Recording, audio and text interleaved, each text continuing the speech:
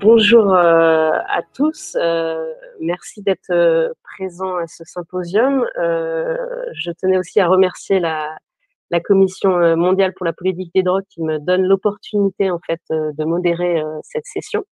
Et je remercie également les intervenants qui se sont rendus disponibles pour participer à cette discussion. Alors je rappelle que ce symposium en fait est co-organisé par la Commission ouest-africaine sur les drogues et par l'Association nationale de lutte contre le sida, l'association de lutte contre les sida par contre, du Maroc.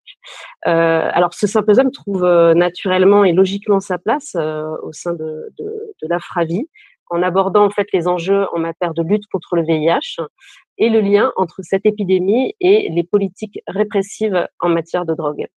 Le lien de causalité entre les deux sujets est clairement identifié, alors que l'Afrique fait face à l'augmentation des trafics, mais aussi des consommations de drogue. Donc, un des leviers pour lutter contre cette épidémie de VIH est ainsi de faire évoluer les politiques en matière de drogue. Et ce symposium nous donne l'opportunité en fait de présenter la loi type sur les drogues pour l'Afrique de l'Ouest. Et puis de faire surtout bénéficier de la communauté francophone de ce travail et de cette réflexion. Donc, nous aurons 5 participants à ce symposium. Tout d'abord, Monsieur Assi, président du conseil de la Fondation Kofi Annan, nous fera un discours d'ouverture. Puis ensuite, nous aurons Monsieur Karkouri, professeur agrégé, président de l'association de lutte contre le sida. Puis Madame Kafango, fondatrice de l'association Espoir pour demain et membre de la commission ouest-africaine. Ensuite, Monsieur Thiamdoum, directeur technique de l'Alliance nationale des communautés pour la santé. Et enfin, Madame Lazarevich, conseillère à la mission permanente de la Suisse auprès de l'ONU à Genève.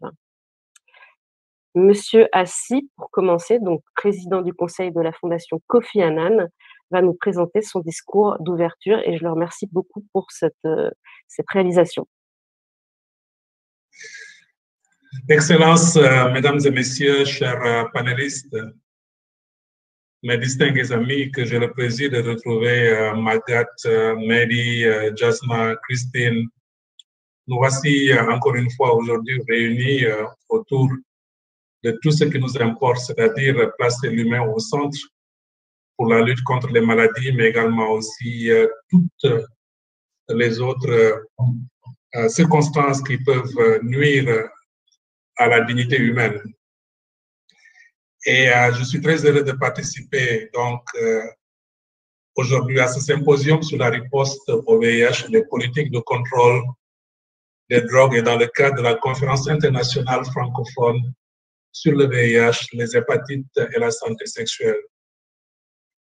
Tout d'abord, je voudrais remercier l'Alliance francophone des acteurs de santé contre le VIH et les infections virales chroniques, AFRI-VIH, qui organise cette discussion.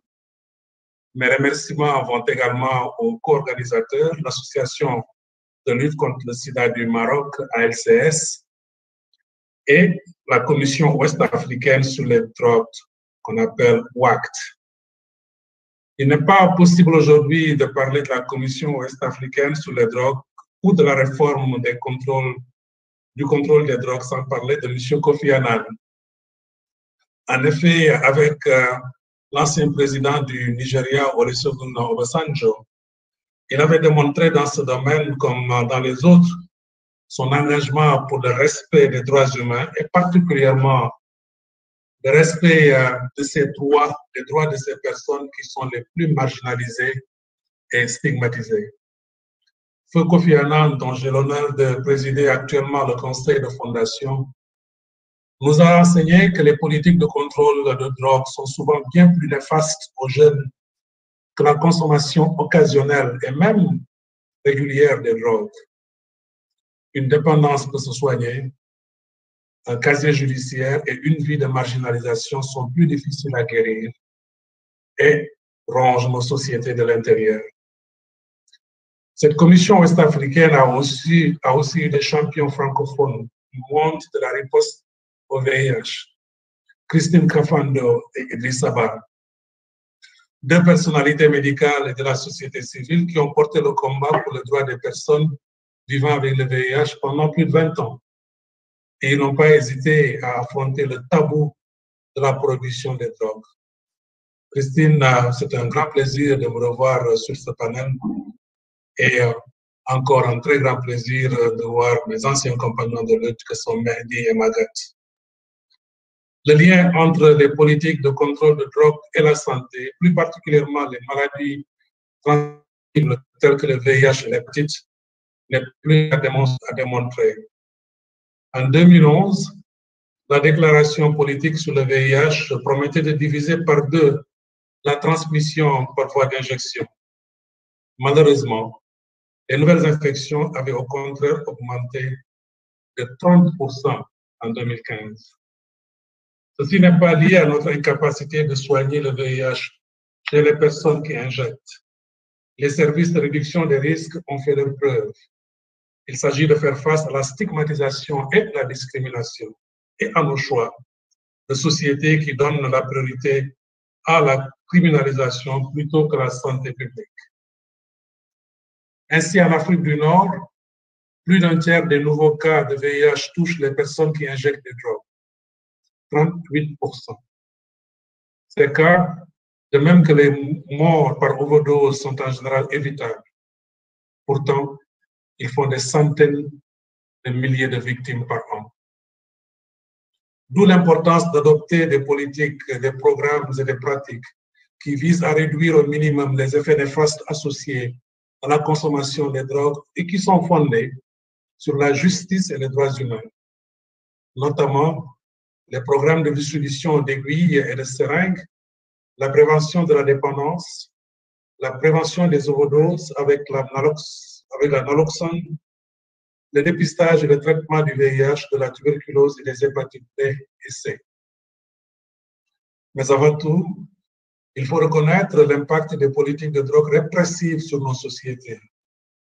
Comme le résumait M. Annan, si les stupéfiants ont détruit beaucoup de vies, les politiques publiques erronées en ont détruit bien davantage. Fin de citation. Pendant longtemps, l'Afrique n'a été qu'un lieu de transit pour le trafic de drogue, mais la situation a évolué et c'est devenu aussi une région de consommation. Or, la pénalisation de la consommation des drogues et les pratiques d'application de la loi marginalisent les consommateurs, augmentent leur vulnérabilité, freinent l'accès aux services sociaux et de santé et font partie des facteurs qui favorisent les épidémies de VIH, l'hépatite C et de tuberculose chez les consommateurs de drogue. Cela est aujourd'hui largement prouvé partout dans le monde. Il faut aussi souligner le rôle indispensable de la société civile et de la mobilisation communautaire dans la lutte contre le VIH et pour des politiques plus équitables et inclusives pour tous. L'apparition du COVID-19 nous oblige d'ailleurs à repenser nos priorités et à apporter encore plus d'attention aux groupes à risque. Malgré tous les défis auxquels la pandémie nous confronte, cette crise constitue aussi une occasion unique de travailler ensemble pour réduire les disparités et adopter des pratiques plus inclusives en collaboration étroite avec les communautés. Toujours avec les communautés, rien pour elles sans elles. Il faut plus que jamais combattre la marginalisation, la stigmatisation et l'exclusion. Aujourd'hui, nous sommes entrés dans une nouvelle ère. Le monde demande de vraies réponses à des problèmes très complexes, des réponses qui émanent d'une approche durable, globale, équilibrée et appuyée sur des faits et dans le plein respect de l'ensemble des droits de l'homme et des libertés fondamentales. La nature transversale des politiques de drogue et de la réponse au VIH est aujourd'hui reconnue. Et cela grâce au plaidoyer des organisations comme la Commission ouest-africaine et la Commission globale de politique en matière de drogue, mais aussi au réseau des personnes consommatrices et des personnes vivant avec le VIH. Vous pouvez en être fiers, tous, d'avoir eu le courage d'affronter ce tabou. Plusieurs pays à travers le monde ont déjà entrepris des réformes, notamment en Afrique, où le débat est lancé dans plusieurs pays. Depuis 2014, quand la Commission ouest-africaine a publié son premier rapport, intitulé « Pas seulement une zone de transit, drogue, État et société en Afrique de l'Ouest », plusieurs pays ont adopté des programmes de réduction de risques et de traitement de substitution par méthadone. D'autres ont amendé leur législation avec l'objectif de décriminaliser la consommation des drogues. Ces réformes sont indispensables si nous voulons réduire les nouvelles infections au VIH chez les personnes consommatrices et leurs partenaires. La loi type sur les drogues pour l'Afrique de l'Ouest a énormément contribué à lancer le débat et à apporter des propositions concrètes. Elle continue de le faire. Élaborée par des experts régionaux et internationaux, cette loi type inspire encore les législations nationales et les divers acteurs impliqués dans une perspective de coopération et d'harmonisation des approches entre les pays. C'est pourquoi je voudrais, chers amis et collègues, vous renouveler mes sincères félicitations pour vos efforts, votre engagement et votre détermination à établir une société plus inclusive, plus solidaire, tout simplement plus humaine. Le droit à la santé est un droit fondamental pour tous et une composante essentielle du développement. Repensons nos politiques publiques pour qu'elles apportent des réponses plus équilibrées et plus respectueuses de la dignité humaine. Enfin, je ne saurais terminer mon propos sans remercier et féliciter tous les acteurs de la santé et de la société civile qui travaillent sans relâche pour un accès plus juste, plus inclusif et plus équitable. Merci beaucoup. Je vous souhaite des débats très fructueux et me réjouis d'une prochaine possibilité de collaboration dans notre combat commun, qui est simplement de la protection de la dignité humaine. Je vous remercie. Merci bien. Eh bien, nous allons maintenant passer la parole à Monsieur Karkouri, donc professeur agrégé et président de l'association de lutte contre le sida, qui va nous présenter la vision de Coalition Plus en matière de drogue. Monsieur Karkouri, je vous laisse la parole. Merci beaucoup. Alors, à Coalition Plus, qui est une union internationale d'associations communautaires de lutte contre le sida et les hépatites, nous croyons qu'une réforme des politiques et des lois sur les drogues est nécessaire et nous nous employons de renforcer et de structurer notre plaidoyer commun en faveur d'un changement de paradigme en matière de politique des drogues, en ciblant particulièrement les conventions internationales et les codes des drogues qui sont pour l'heure essentiellement répressifs à l'égard des consommateurs. À Coalition Plus, nous militons pour la fin de la criminalisation et de la pénalisation des consommateurs qui les poussent dans la clandestinité et les éloignent ainsi des structures de prévention et de soins, ce qui fait bien entendu le lit des épidémies que nous combattons. D'un autre côté, nous pensons que la défense et la promotion des droits fondamentaux des consommateurs doit se faire à travers une transformation des représentations sociales autour de la question de la consommation de produits psychoactifs et autour des consommateurs de ces produits.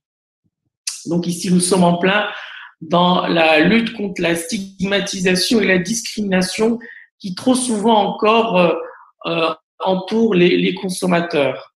Enfin, une de nos lignes conductrices de notre politique drogue est celle du développement et de la généralisation de l'offre de services de réduction des risques.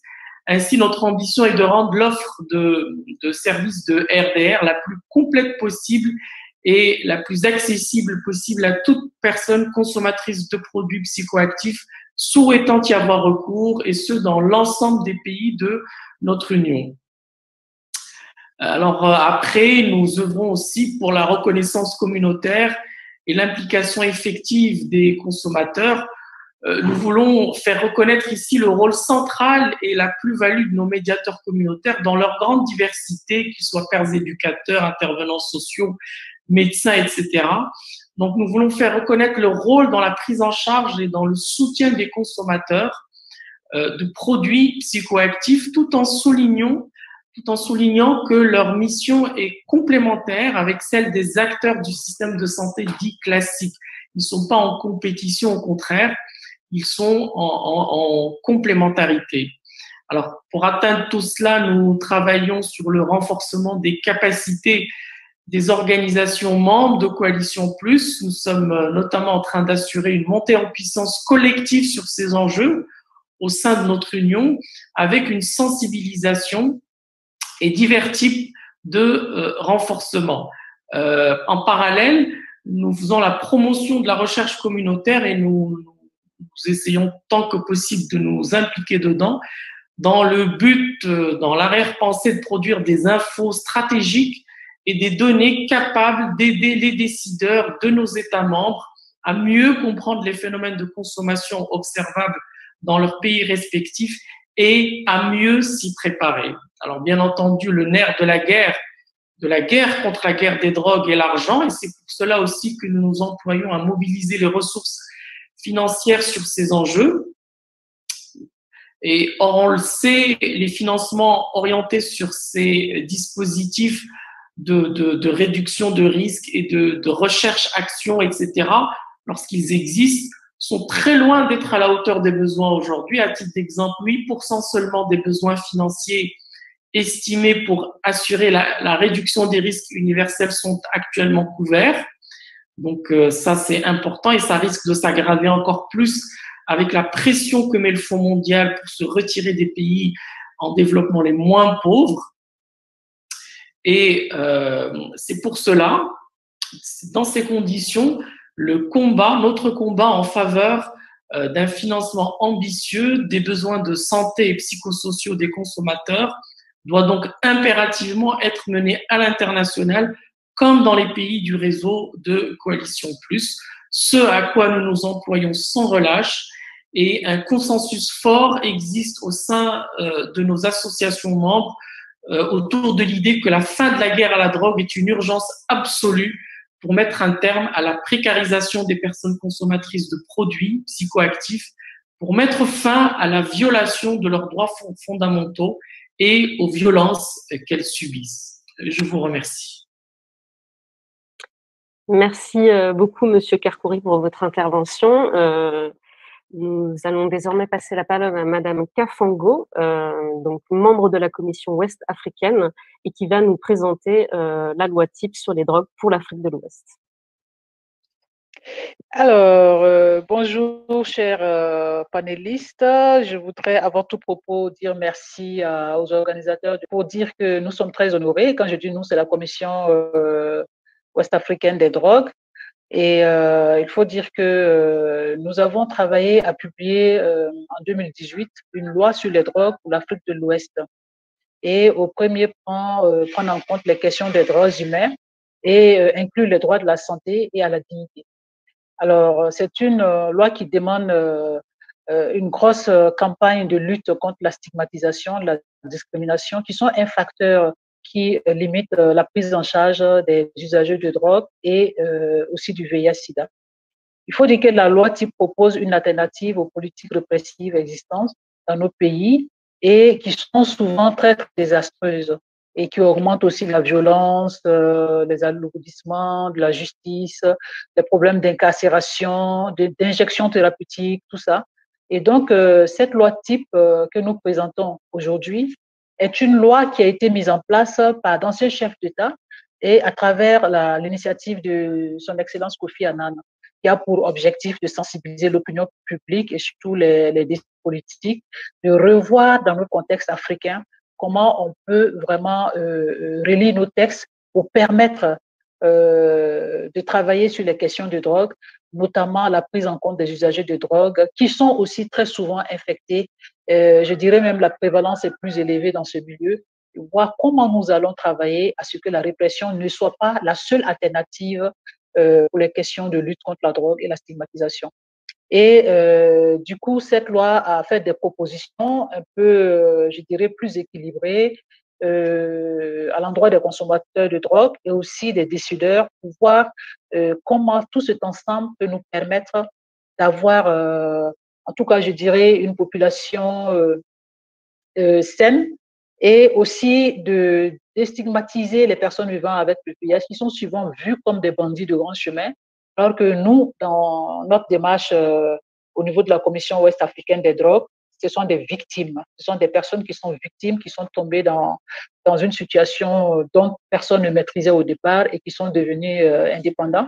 Et notre rôle, c'est de travailler avec le monde entier, voire la Global Commission on Drug, les institutions de l'ONU-SIDA, les Nations Unies et tous les acteurs concernés par ce fléau-là, et comment mettre en place des politiques qui peuvent nous permettre d'atténuer les effets néfastes des questions de drogue en Afrique de l'Ouest. Et je dirais que malheureusement, ça prend beaucoup de temps dans nos pays pour se faire. Alors, nous allons demander à l'ensemble de tous ceux qui vont nous écouter aujourd'hui, à l'ensemble des décideurs, que ce soit au niveau national, international, aux acteurs de la société civile, de se joindre à nous pour faire le plaidoyer afin que les réformes des politiques en matière de drogue dans nos pays soient une réalité et nous permettre d'aller de l'avant à travers la prise en charge des usagers de drogue et voir pourquoi ne pas créer des centres d'addictologie dans les pays où il n'en existe pas et pouvoir offrir des soins, et que de se limiter à la dépression. Voilà un peu, en quelque sorte, ce que je voulais dire concernant la politique en matière de drogue en Afrique de l'Ouest. Merci Madame Kafando pour votre présentation de cette loi type. Nous pourrons y revenir dans les questions-réponses éventuellement. Je passe désormais la parole à Monsieur Thiam-Doum, directeur technique de l'Alliance nationale des communautés pour la santé. Monsieur Thiam-Doum, je vous laisse la parole. Merci beaucoup Marie. Bonjour à tout le monde. C'est un plaisir de participer à cette session. L'ANCS est une organisation de la société civile sénégalaise qui travaille dans la question de la réduction des risques et qui a une forte expérience dans la sous-région ouest africaine et en Afrique centrale sur la promotion de la réduction des risques et surtout la promotion de l'amélioration des lois concernant l'usage, la consommation et le trafic de drogue. Nous avons travaillé avec beaucoup d'acteurs au niveau régional en ce qui concerne l'amélioration des lois et nous avons eu à contribuer aussi dans beaucoup de sessions avec les institutions et les États sur le développement de lois beaucoup plus humanistes, mais aussi de lois qui intègrent la réduction des risques au niveau national. Les problèmes que nous avons en général, c'est que les lois ou en tout cas l'arsenal juridique que nous avons dans nos pays n'intègre pas la réduction des risques et les consommateurs de drogue sont criminalisés en même temps que les trafiquants de drogue. La vision et la position de l'ANCS dans cela est que il faudrait améliorer les lois, il faudrait avoir des lois beaucoup plus ouvertes et positives qui permettent de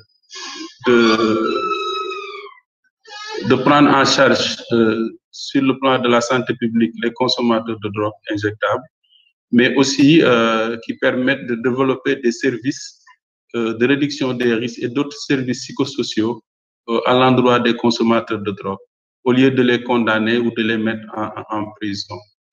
Évidemment, la question des lois est assez difficile dans nos pays parce que beaucoup de pays ne veulent pas prendre cette question-là en charge du fait de pression sociale, religieuse, culturelle ou même politique.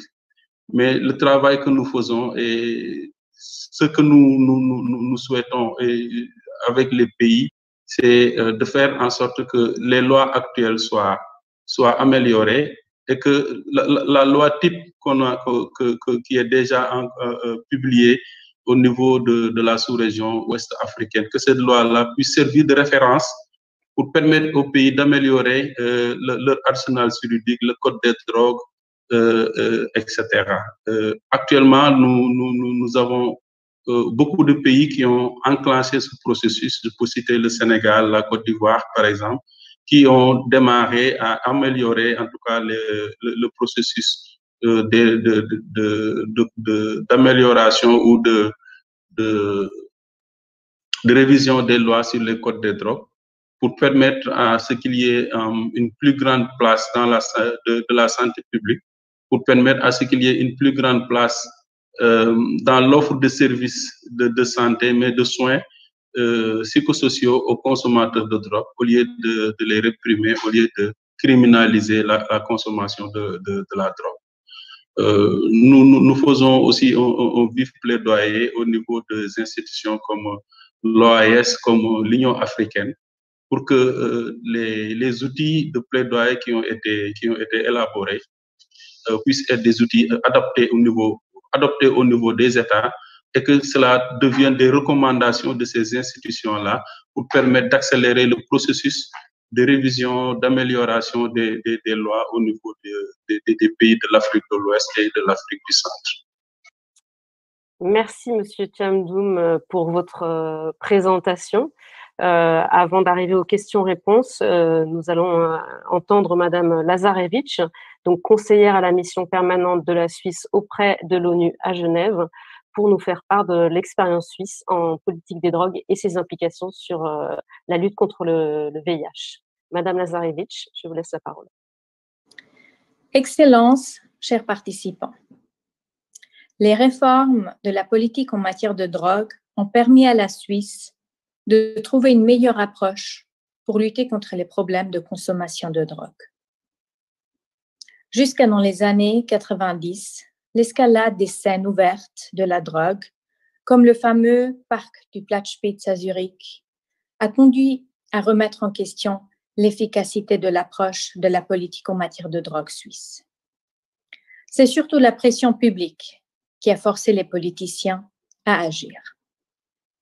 Ainsi, dans les années 90, le gouvernement a introduit son approche en 4 piliers qui reposaient sur 1. La prévention. Cela signifiait mettre l'accent sur la protection de la santé, la promotion de la santé, la détection précoce des consommateurs de drogue et les addictions. Le deuxième pilier est le pilier que nous nommons traitement ou thérapie.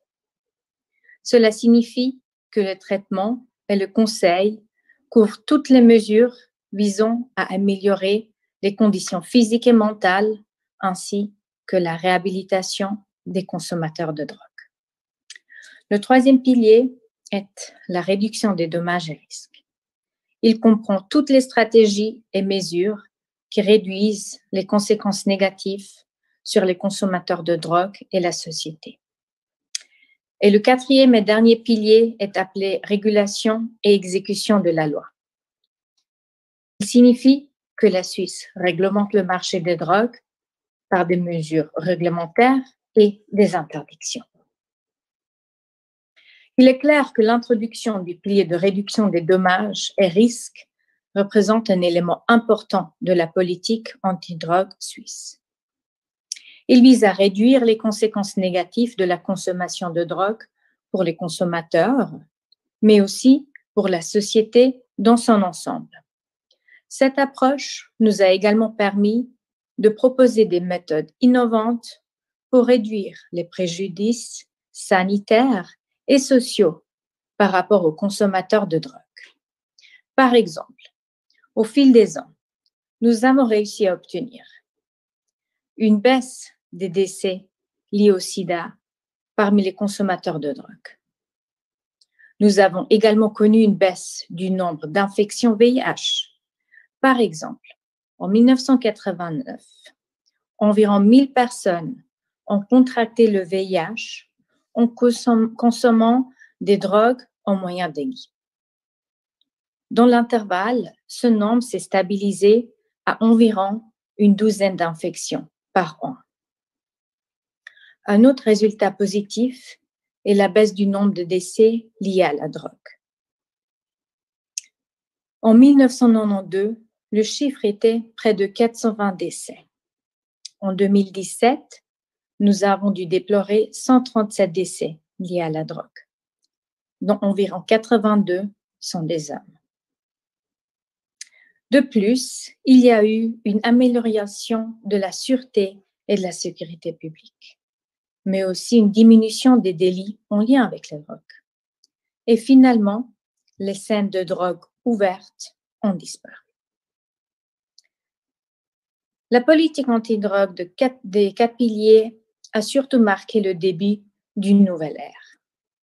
La toxicomanie était considérée comme une maladie et par conséquent, les consommateurs de drogue étaient considérés comme des patients et non comme des délinquants. Malgré cette évolution positive et encourageante, la Suisse est en permanence confrontée à des nouveaux défis. Le rapport mondial sur les drogues de 2020 nous donne une bonne image de ces nouveaux défis. Ils comprennent l'expansion du marché de drogue en raison du nombre croissant de nouvelles substances qui apparaissent. Un autre défi est la complexité accrue du marché en raison de multiples facteurs tels que l'urbanisation, l'évolution de la population et les désavantages socio-économiques. Cependant, la Suisse estime que nous devons changer d'attitude à l'égard des consommateurs de drogue afin de progresser avec succès dans le domaine de la politique internationale de contrôle de drogue. Avec une attitude humaine et compatissante, nous pouvons contribuer à cet effort commun et réaliser des changements positifs, comme l'illustre notre propre expérience nationale. Je vous remercie pour votre attention. Merci beaucoup, Madame Lazarevich, pour votre présentation extrêmement intéressante.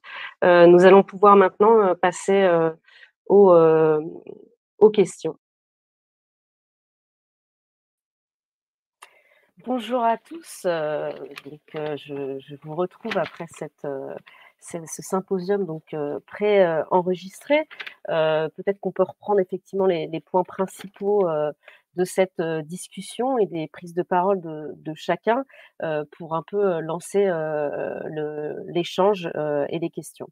Ce que je trouve évidemment, ce que j'ai voulu souligner dans la prise de parole de Monsieur Assis, c'est le fait qu'effectivement une dépendance peut se soigner et un casier judiciaire et une marginalisation on ne peut pas et c'est beaucoup plus difficile. Donc ça, je pense que c'est quelque chose de très fort et qui pourrait parler. Il faut trouver les bonnes paroles, les bons termes pour pouvoir interpeller les décideurs politiques. Il faut vraiment prendre conscience que ce qui a été dit, c'est que c'est des choix de société qu'on peut faire évoluer. Je pense qu'aujourd'hui, ce qui semble ressortir, c'est que des fois, les décideurs politiques donnent l'impression qu'on ne peut rien changer, qu'il faut rester absolument dans la situation dans laquelle on est, sans changer les cadres. Je pense que là, c'est une très bonne illustration de cette évolution possible et d'assurer donc des propositions concrètes comme le fait cette loi type.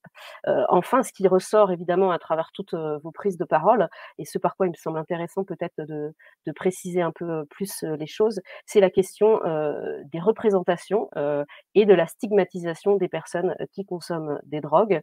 Et c'est un peu la difficulté, où en faisant bouger les lois, on changera de fait le regard sur les personnes évoluera, mais en même temps, c'est aussi en faisant évoluer le regard qu'on a plus de chances et un meilleur levier pour faire changer les lois. Donc la question, c'est effectivement comment on peut améliorer ce travail ou avancer sur cette déstigmatisation et qu'est-ce qu'on pourrait préciser par rapport à ça. Si l'un des intervenants, Monsieur Karkouri, Madame Kafongo, Madame Lazarevich ou Monsieur Tandoum, si vous avez des expériences à partager, c'est vraiment quelque chose de difficile et c'est un défi auquel la France se confronte également. Est-ce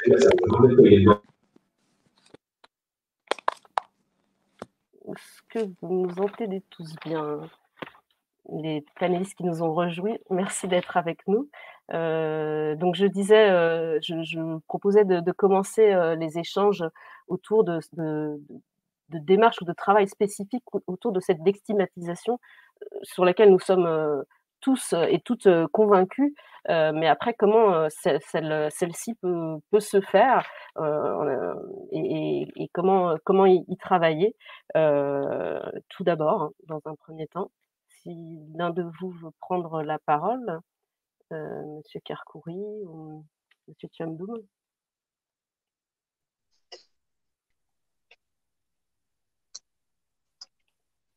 Fondamental. On ne peut rien changer si on ne travaille pas sur la stigmatisation. Alors, bien sûr, travailler sur faire bouger les mentalités, travailler sur les idées reçues, les à-propos. Bon, on connaît qu'est-ce qu'il faut faire, mais après, il faut adapter au contexte de drogue particulier. Alors, par exemple, une des actions que mène la LCS, c'est un travail très spécifique de sensibilisation et d'éducation auprès, par exemple, des étudiants juges, chez les magistrats, dans les écoles de police, par exemple, où nous présentons justement notre plaidoyer et nos arguments pour essayer de faire changer la vision des forces de l'ordre. Déjà, par exemple, ça c'est un exemple sur l'utilisation de drogue, et ça nous permet de développer un réseau de personnes dans les forces de l'ordre qui sont un petit peu friendly, comme on dit en anglais, qui sont acquis à la cause et qui vont permettre un peu de casser les stéréotypes et les clichés qu'ils ont et de traiter un peu différemment les personnes consommatrices de produits. Donc ça c'est un exemple, par exemple. Merci beaucoup pour cet exemple concret. Monsieur Thiamdou, vous souhaitez ajouter quelque chose ou nous faire part de vos... Merci beaucoup. Dans le même sillage que M. Karkouri, au niveau de l'ANCS, l'Alliance nationale des communautés pour la santé du Sénégal, nous sommes conscients que la stigmatisation est un goulot d'étranglement qui empêche véritablement les consommateurs de drogue, en tout cas, à accéder à des services. Mais aussi, c'est un gros problème si nous voulons faire quelque chose. Nous avons initié depuis 2 ans ce que nous appelons les conversations communautaires avec les forces de sécurité, où c'est les leaders des personnes qui consomment des drogues eux-mêmes qui se rendent au niveau des commissariats avec une bonne organisation où nous rencontrons directement les forces de sécurité pour leur parler avec les arguments bien structurés, leur parler de la situation des personnes qui consomment des drogues, pour expliquer le fait qu'il ne s'agit pas de délinquants ou de bandits de grand chemin, comme l'a dit Christine tout à l'heure, mais c'est des personnes humaines comme nous qui ont des problèmes avec l'addiction, avec la consommation de drogue. Et je dois dire que c'est des conversations qui sont très importantes, et j'ai recueilli un témoignage d'un commissaire de police qui m'a dit une fois, écoute, ce que vous êtes en train de faire nous permet de mettre un visage humain derrière les personnes qui consomment des drogues. Parce que pour nous, c'était juste des gens très dangereux, des voyous, des bandits qu'il fallait mettre en marge de la société, emprisonner, embrigader, etc. Et de plus en plus, il y a ce dialogue-là qui se mène avec les forces de sécurité, les personnes qui consomment des drogues, mais aussi les ONG qui les encadrent. Et il y a une meilleure compréhension du phénomène d'addiction et une compréhension de la nécessité d'offrir des services à ces personnes qui consomment des drogues. Donc, je pense que c'est important de le maintenir. C'est important, au-delà même de ça, de maintenir de très bonnes stratégies de plaidoyer pour amener nos autorités aussi à améliorer les lois, comme on a dit tout à l'heure. Parce que avec un cadre juridique aussi répressif et fermé, il est difficile d'intervenir. Et le soubassement de tout cela, c'est que ça génère de la stigmatisation qui empêche aux acteurs d'intervenir, mais aussi qui empêche les personnes qui ont un problème avec la consommation de drogue d'accéder à des services. Merci beaucoup, Monsieur Thiamdou. Peut-être que Madame Lazarevitch, vous pouvez apporter des précisions par rapport à l'expérience suisse et ce qui a pu être fait, parce qu'il y a quand même une démarche entamée donc, depuis longtemps, comme vous l'avez précisé, sur les 4 piliers. Je vous en prie. Oui, je voulais dire quelque chose par rapport à la déstigmatisation, si je peux. Je pense que c'est en effet un effort et un travail qu'il faut être fait à plusieurs niveaux. D'un côté, en ce qui concerne la Suisse, je pense que tout d'abord, le premier input, le impulse, il est venu par les autorités. Donc ça, c'était déjà, ça a contribué beaucoup à ce que les autorités changent d'approche. Puis ça a eu un effet que parmi les différents acteurs qui sont importants, qui travaillent sur les 4 piliers que j'ai dénommés, donc la prévention, la réduction du mal, le traitement, thérapie, aussi le 4e pilier, donc la régulation, l'exécution de la loi. Donc, ça veut dire que c'est des acteurs, la police, les médecins, les pharmaceutes, les travailleurs sociaux, mais aussi des groupes d'intérêt, les organisations non gouvernementales, les institutions qui doivent travailler ensemble. Et puis déjà, si on arrive à un changement d'attitude parmi ces groupes ou ces acteurs, comment ils approchent un consommateur de drogue, une personne qui est face à eux, ça aide déjà beaucoup. Puis finalement, il y a bien évidemment tout l'aspect de familial, comment la famille, elle voit la situation de la personne, le fait qu'il ou elle consomme la drogue, et puis finalement, l'environnement plus éloigné, la communauté. Et je pense qu'on a fait en Suisse, ce qui a très, très bien marché, les centres là où les personnes peuvent se rendre pour consommer la drogue, dans les communautés, en effet, au début, quand on les a ouverts, il y a eu des critiques. Il y a eu des gens qui habitaient les quartiers où ils se sont dit, mais qu'est-ce que ça va être? Puis il fallait vraiment faire un travail de sensibilisation. Il y avait des portes ouvertes. Les gens ont pu venir du quartier, voir, s'informer. On leur a montré qu'est-ce qui se passe à l'intérieur de l'établissement. Ils ont pu rencontrer les personnes qui fréquentent. Et je pense que ça a beaucoup contribué à enlever des barrières, des préjugés et à gentiment, à travers les années, contribuer à un changement d'attitude. Merci beaucoup pour ces précisions. On voit donc effectivement cette question de la déstigmatisation est importante. Là, c'est parti avec une volonté finalement des responsables locaux. Finalement, cette loi type... il est en mute, j'entends rien. Ah, pardon. Je pense que le mien fonctionne, sinon on me l'aurait précisé. Donc, je reprends, excusez-moi.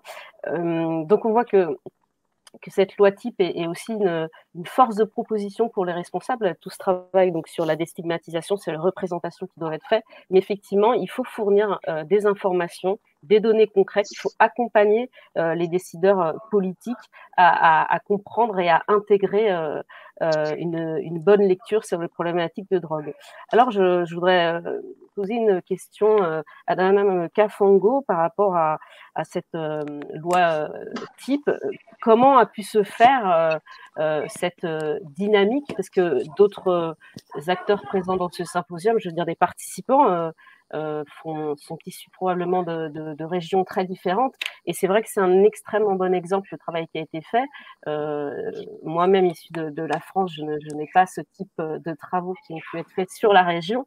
Et je pense que d'autres acteurs souhaiteraient pouvoir avoir des conseils sur la démarche qui a été faite autour de cette loi type. Madame Kafango, je vous laisse la parole. Oui, merci beaucoup à tous les panélistes. Et avant de commencer, je dirais que j'adhère à tout ce que les uns et les autres ont dit.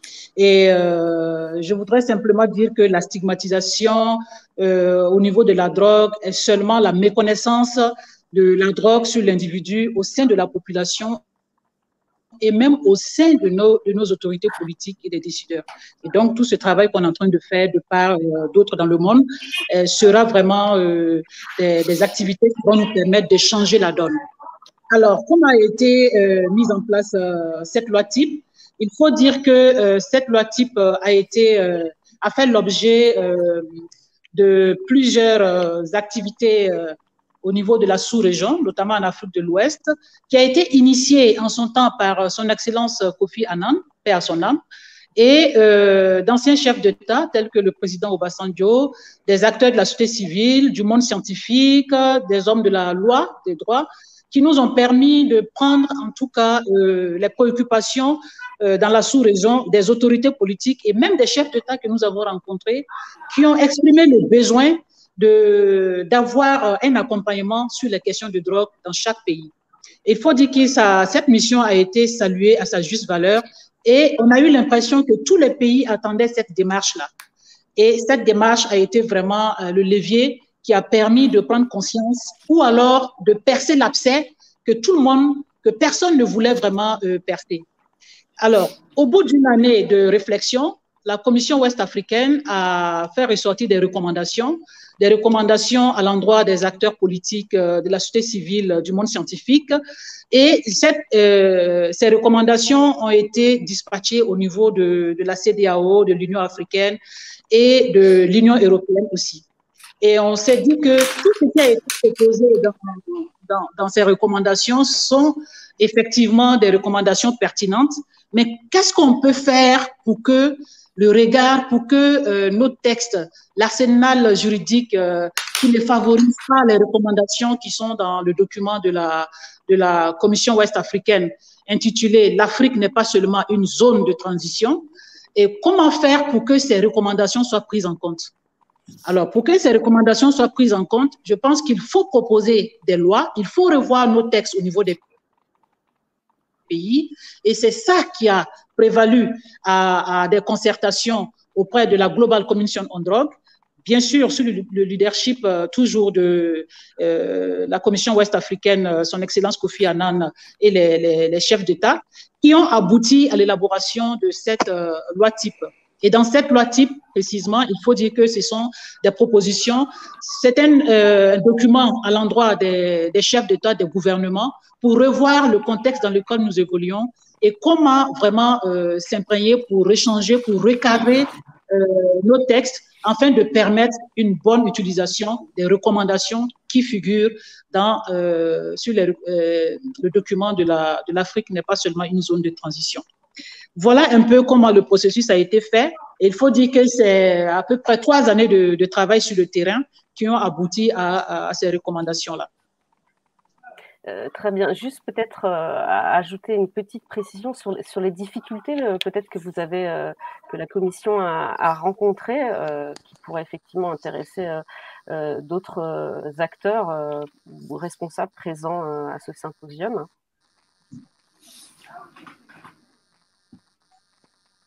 Est-ce que vous pouvez répondre à la question, s'il vous plaît?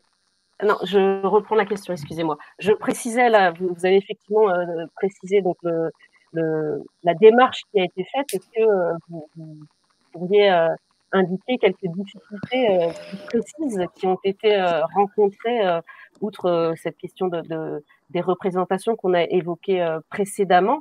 Est-ce que voilà, il y a des points plus ardus qui ont été que vous avez rencontrés dans le travail que vous avez effectué?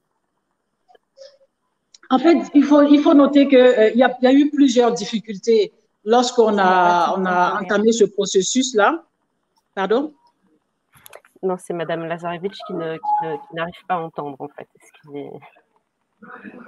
Je reprenais, Madame Kafango, je pense que les organisateurs vont pouvoir régler le problème, je l'espère, de Madame Lazarevich. Voilà, je précise que mon nom c'est Kafando et non Kafango. Voilà, alors je disais que dans ce processus d'élaboration de ces recommandations, tout ne s'est pas fait comme sur des rails. On a été confronté à des difficultés de déni, par exemple, dans certains pays où on ne reconnaissait pas non seulement l'existence de la drogue ou alors même l'existence de consommateurs de drogue. Bon, ça, c'est des difficultés lors de la démarche qu'on a rencontrée.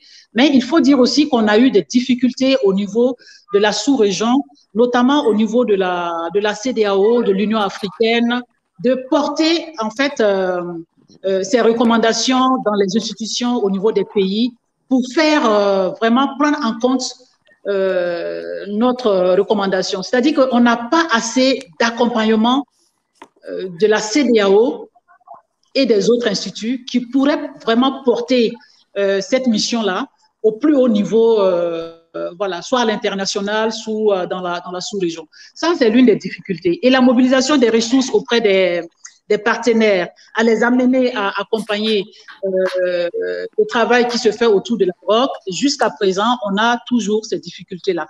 Mais ça n'a pas empêché quand même à ce qu'on produise un document unique, un document très intéressant qu'on propose à l'ensemble des acteurs à s'imprégner et pouvoir revoir le contexte de la lutte contre la drogue. Merci beaucoup pour ces éléments.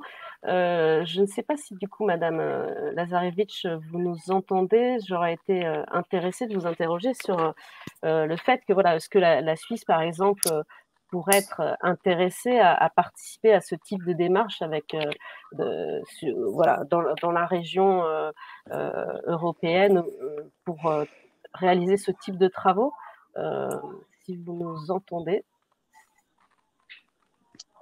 Si ce n'est pas le cas, je vais à ce moment-là me tourner.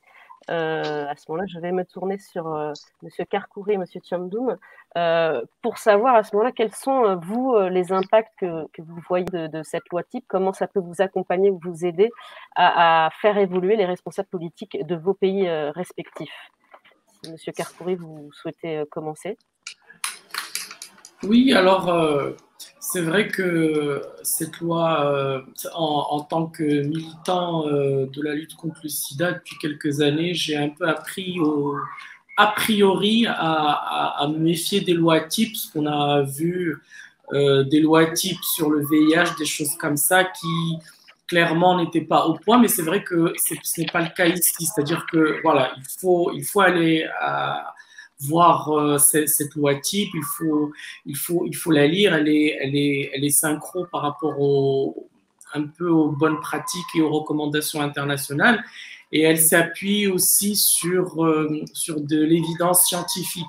Et je pense que tout ça combiné ensemble peut bien entendu accompagner le plaidoyer que chacun d'entre nous peut faire dans son pays en se basant sur cette loi type, en disant ben, regardez cette loi type qui a été produite par quand même une structure qui s'y connaît en la matière, qui est proposée, qui est en train d'être adoptée dans un certain nombre de pays. Je pense que c'est un argument supplémentaire positif qui permet d'ajouter un peu de poids à la voix du plaidoyer national. C'est une espèce de plaidoyer international qui est ramené localement. Et c'est tout l'intérêt de ce genre de loi, bien sûr, quand elles sont faites dans les règles de l'art.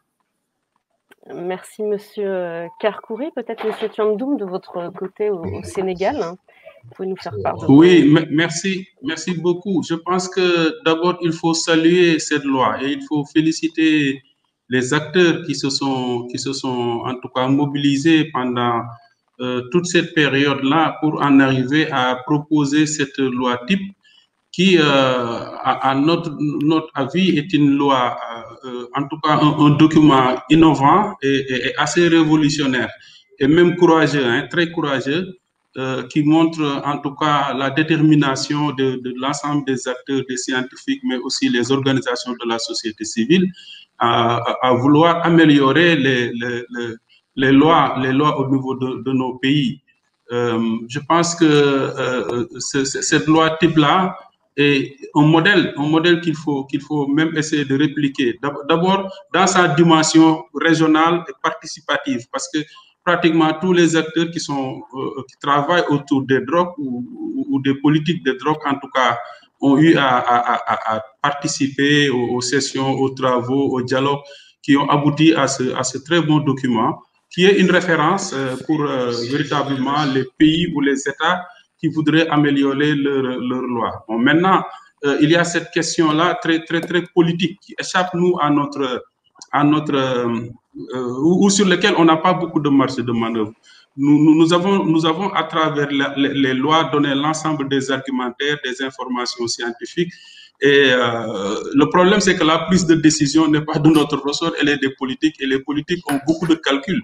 C'est pour cela qu'on a une certaine impression que depuis que la loi a été en tout cas proposée, la loi type, il n'y a pas eu beaucoup d'États qui se sont appropriés la loi, qui ont changé fondamentalement leur politique de drogue, etc.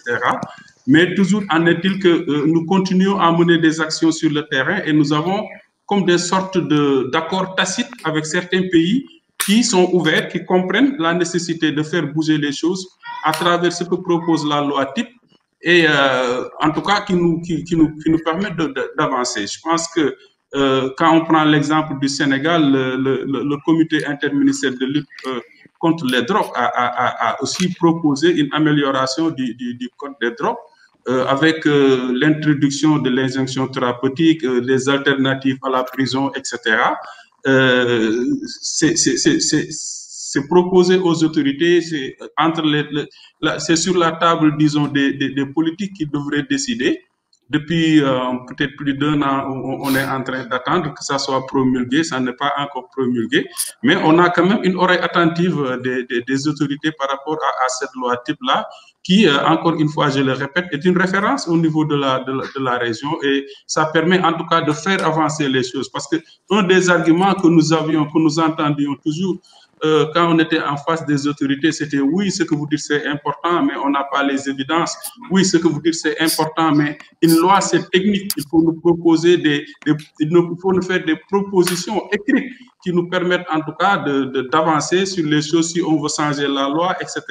Et dans le document de la loi type, on voit que toutes ces préoccupations-là ont été prises en compte. Hein, les textes sont des textes qui sont en phase avec, en tout cas, le libellé ou le style même de libellé d'une loi ou d'une proposition de loi. Donc, c'est un document très important pour nous. C'est un document, en tout cas, qui fait de l'impact ou de l'effet sur les pays qui sont dans une perspective d'améliorer leur code des drogues, les lois sur les drogues, et nous nous en félicitons. Merci beaucoup, c'est extrêmement intéressant de voir votre point de vue. Alors, je vais juste préciser pour Madame Lazarevitch, en fait, la position de la Suisse, puisque malheureusement, nous n'arrivons pas à pouvoir l'entendre. Donc, elle tient à préciser que la Suisse est active sur plusieurs fronts au niveau bi- et multilatéral et qu'ils sont intéressés pour voir un projet plus en détail avec les personnes en charge du côté du gouvernement. Alors, malheureusement, nous arrivons déjà à la fin de notre session, que je ne peux pas prolonger au-delà, même s'il aurait été intéressant de poursuivre la discussion. Nous sommes contraints vraiment de rendre l'antenne à 15h30. En tout cas, je vous remercie tous, les participants et surtout les intervenants présents aujourd'hui qui ont pu faire part de cette loi type, de l'intérêt de cette loi type, qui est une référence au niveau de l'Afrique de l'Ouest, mais je dirais pour bien d'autres pays au-delà, et ça l'est en tout cas par exemple pour la France, mais je suis sûre que d'autres pays seront très intéressés et inspirés par ce type de travaux. Donc, merci à tous. J'aurai plaisir, je l'espère, à vous retrouver. Permettez-moi de lancer un appel, s'il vous plaît. Oui, voilà, permettez-moi de lancer un appel aux scientifiques, parce que ce qu'on nous reproche souvent dans les pays, quand on fait le plaidoyer, nous n'avons pas de référentiel. Ça veut dire que moi, j'en appelle aux scientifiques de porter le plaidoyer, de porter le plaidoyer au monde médical, de porter le plaidoyer sur la réforme des politiques en matière de drogue, afin de nous permettre de voir autrement, de regarder autrement les usagers de drogue et les regarder avec dignité. Et il va falloir qu'un plaidoyer soit fait pour que dans nos pays, on ait des statistiques. Nous n'avons pas de statistiques, donc c'est difficile pour nous de convaincre des partenaires pour venir nous aider à travailler. Ben, merci beaucoup, Madame Kafondo, donc, pour votre appel qui conclut parfaitement, je pense, ce symposium. Merci et bonne journée à tous. Merci.